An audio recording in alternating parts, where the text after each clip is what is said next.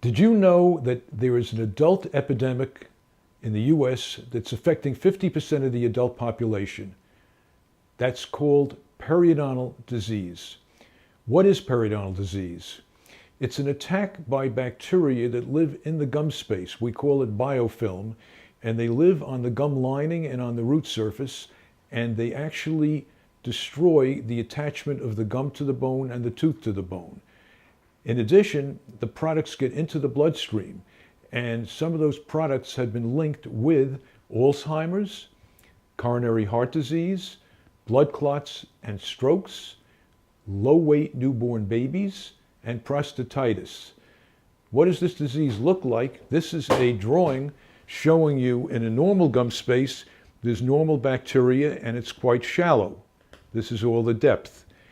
In an advanced periodontal case, the patient has lost bone. He has normal bone, 1/8 of an inch below the junction of enamel to root, and an abnormal bone, the bone is dropped down to here, and this long pocket filled with bacteria, that's the biofilm destroying the connective tissue, the attachment, and getting into the bloodstream.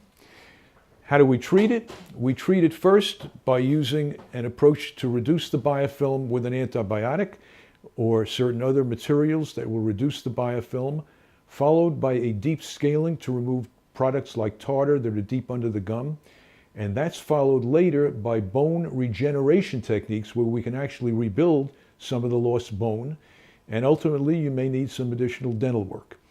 Occasionally, you may need implants if teeth had to be removed. Net, it can be very expensive if you have to go in to have this treated much later in the disease.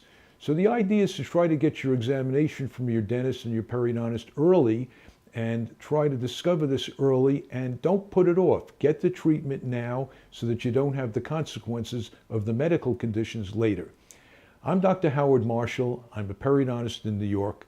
I hope this has been of help to you.